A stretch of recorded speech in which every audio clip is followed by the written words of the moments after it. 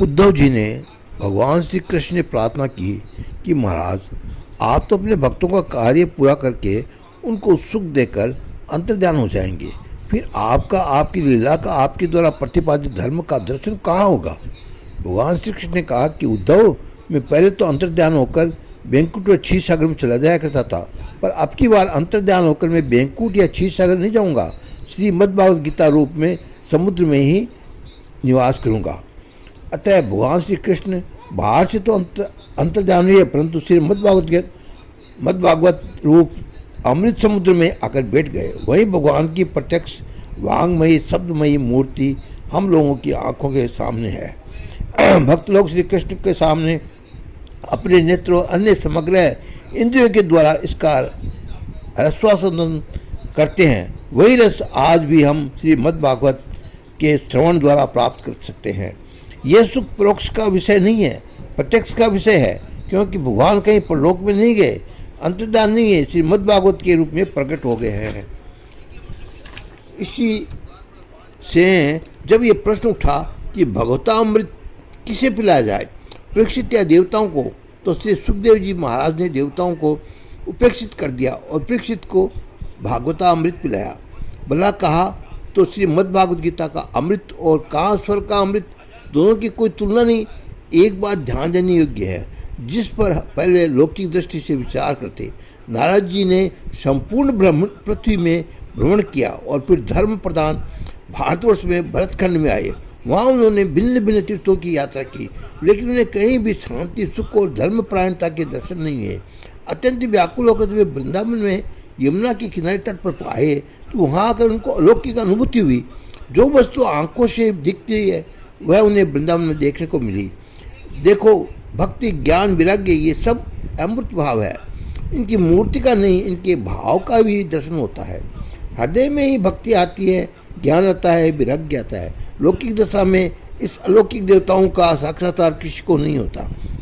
परंतु नारद जी जब वृंदावन में आए तो वहाँ उनके सामने अमूर्त भी मूर्त हो गया, भाव भी साकार हो गया। उन्होंने देखा कि वहाँ भक्ति वो है तो है, युवती सुंदर भग्य मने, किंतु उनके पुत्र ज्ञान और वैराग्य वृद्ध है। अर्थात वृंदावन में भक्ति का तो बहुत आदर है, तो ज्ञान और वैराग्य का आदर नहीं है।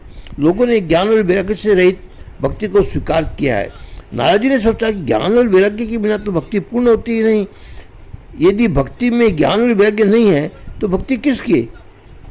जिस भगवान की भक्ति की जाती है उनका भी दर्शन नहीं हो रहा है, ज्ञान नहीं हो रहा है, और जिस प्रपंच से, संसार से मन को हटाकर भगवान की भक्ति को की जाती है उसके प्रति वैराग्य नहीं।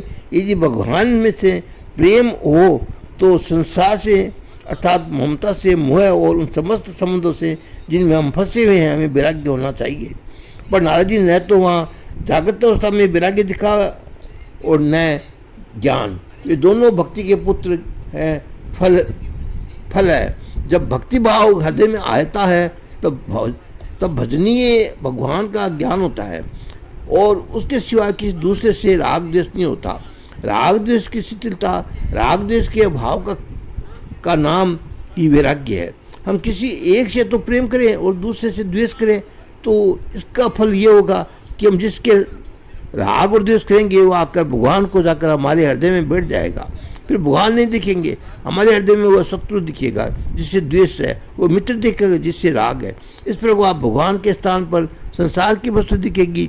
इसलिए भक्ति के साथ संसार की मोहब्बत और संसार की नफरत दोनों नहीं चलती। वहाँ तो हृदय में शुद्ध रूप से भगवान होने चाहिए। नारद जी एक तो और तो संसार को अशांति से, संघर्ष से, वैमनस्य से, तीर्थ आदि पवित्र स्थानों में भी काम क्रोध की अधिकता के दुखी थे। दूसरी ओर भक्ति की अपूर्णता अवस्था व अप्रसन्नता देखकर और भी दुखी हो गए।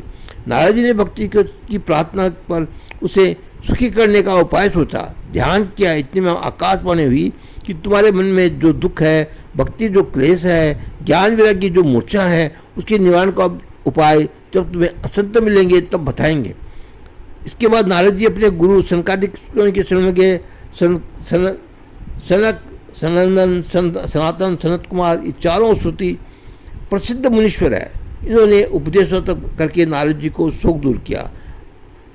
छांदोग्य उपनिषद में इन्होंने तत्वोपदेश करके नारद जी का शोक दूर किया। में ये प्रसंग बहुत स्पष्ट रूप से आता है। सनकादिकों ने भक्ति ज्ञान वैराग्य को जागृत करने के लिए ये उपाय बताया कि श्रीमद्भागवत का श्रवण करो।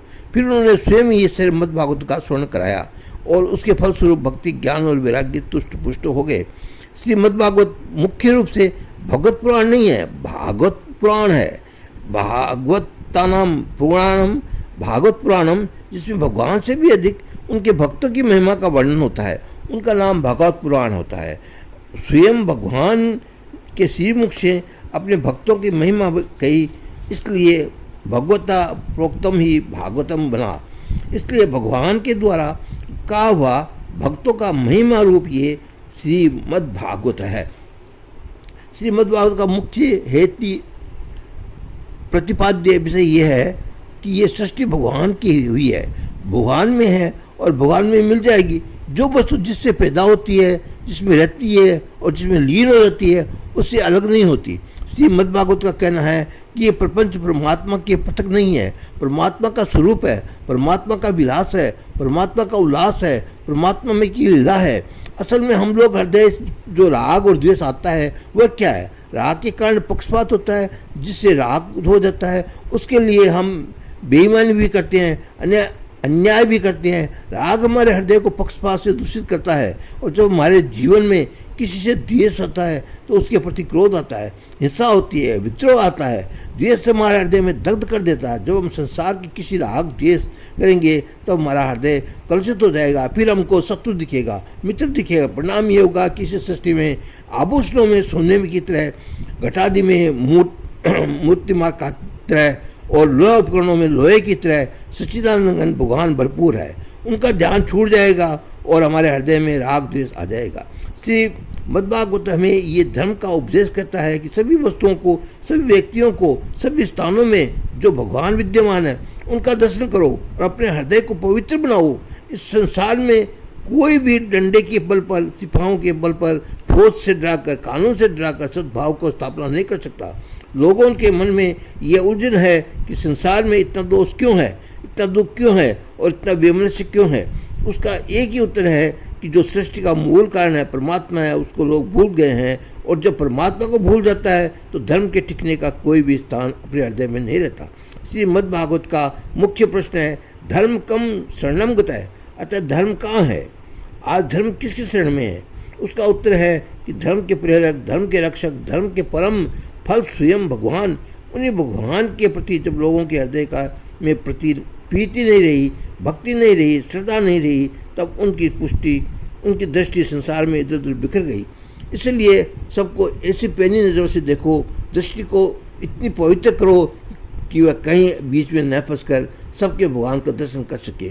यह समझो कि जो हमें दुख देता है वह हम वैराग्य देता है, और जो हमें सुख देता है वह हमको संसार में फंसाता है।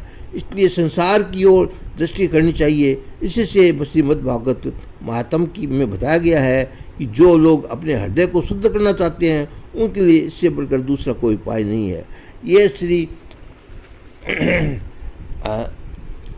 अनंत श्री स्वामी श्री अखंडानंद जी सरस्वती महाराज भागवतामृत 1981 के अंदर में उन्होंने भागवतामृत ये प्रवचन ये दिया था भागवत के ऊपर, वो मैं आपको सुना रहा हूँ।